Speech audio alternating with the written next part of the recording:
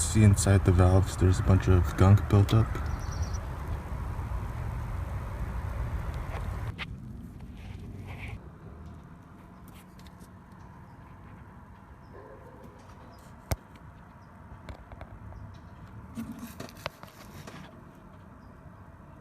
This is the throttle body, and look how dirty it is.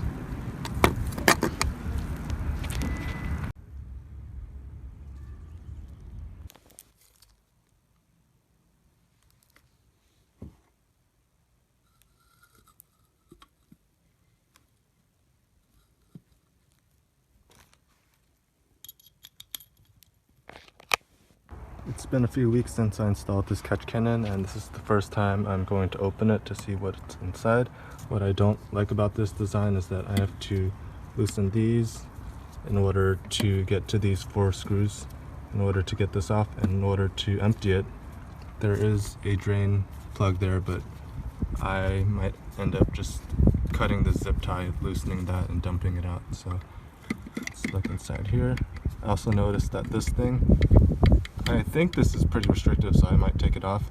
It's lowering my MPG, or ever since I installed this, I've been getting like 2 MPG less. So look in here. I actually don't see any,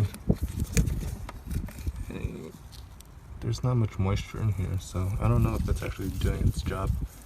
I haven't been hitting boost that often, so maybe that's why, but this is pretty dry. I took off this tubing, and I'm just gonna dump another Scotch-Brite in there and then put this cover back on, and I'll probably monitor it in another week or so to see, or I'll see if my MPG increases from taking that out, and I'll also see if it actually catches oil.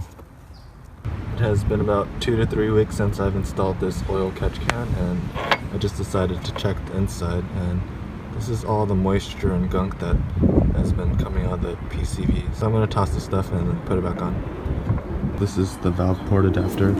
So this goes directly into that valve port, and this hole is actually for the wand over there.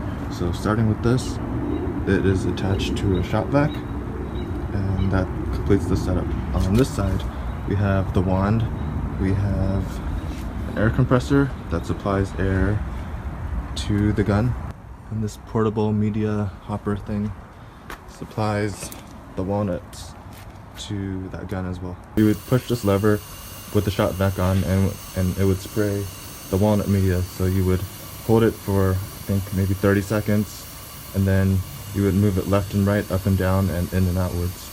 And I think after maybe 2 minutes, then you're good. Make sure you tape off the ports that you're not working on. The trick that my friend taught me was that in order to determine if the valves are closed, you can take out the spark plugs and put a screwdriver in. So there's a crankshaft pulley lever thing here. So what you would do is put a 18mm socket in that location and keep turning it clockwise. Don't turn it counterclockwise, because that might loosen it and screw up the timing. You put the 18mm socket, turn it clockwise, and you would see that screwdriver move up and down. So when it's at the top, that's at its highest point and the valves are closed.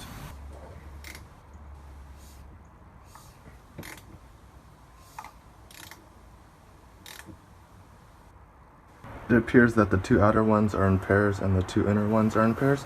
So if you see the position of the screwdriver, this is at the top, this is at the bottom, this is at the bottom, and once I get it in, this is also at the top.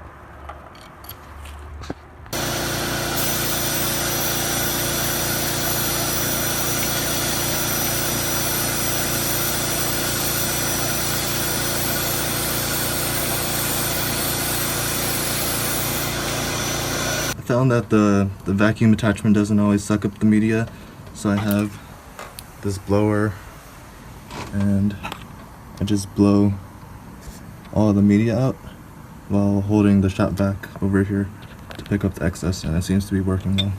So after blowing it and using the vacuum for a little bit, this is all the stuff that came out. So I'll continue doing it until all of it's out, and then I'll probably use some carb cleaner to clean out the rest of this area.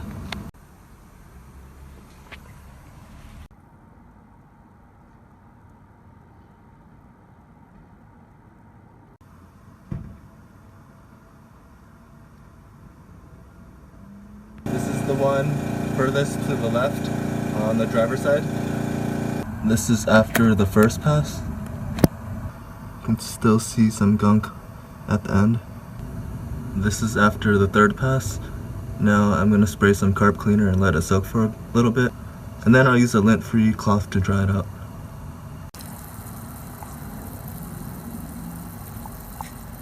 This is essentially the final product. I'm going to wait for this area to dry and then I'll vacuum the rest of it and wipe it down.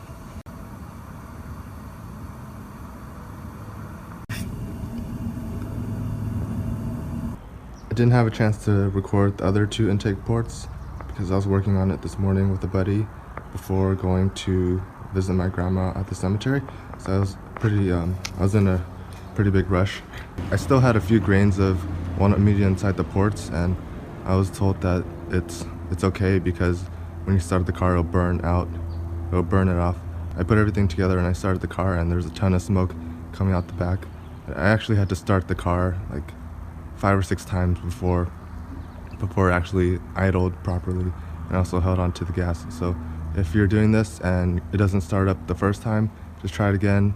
If it doesn't start up, try it a few more times and it should start up. If it doesn't, then you have another issue.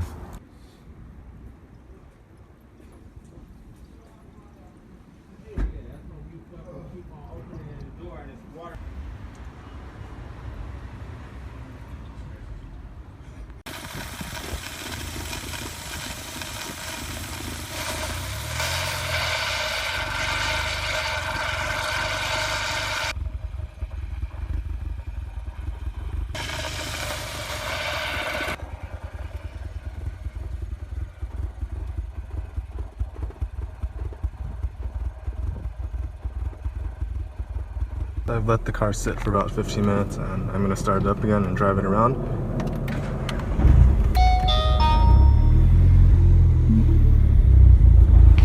There's smoke coming from the back.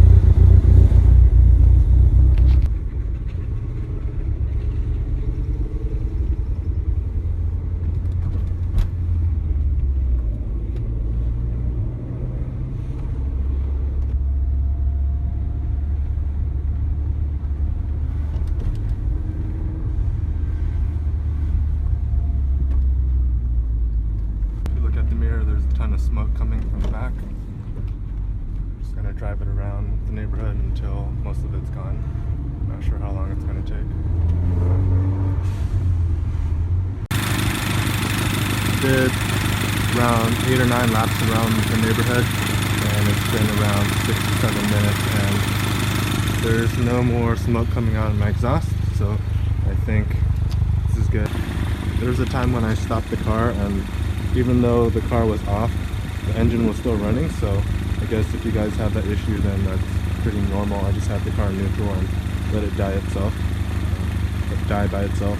And then one thing I also noticed was that there's a lot of smoke coming out of my car, and I'm not really surprised because there's so much gunk in the intake manifold when I took it out, and I know that the PCB pipe going into the manifold was full of gunk as well, and I couldn't clean the inside, so there was a ton of smoke, more than I showed in this video, and right now it seems to be running clean, but I'm not sure if the MPG is going to be affected or how smooth it's going to be after this. Another thing I noticed was that my check engine light came on and the stored codes are misfires. Multiple misfires. So I'm going to erase them and I'll see if they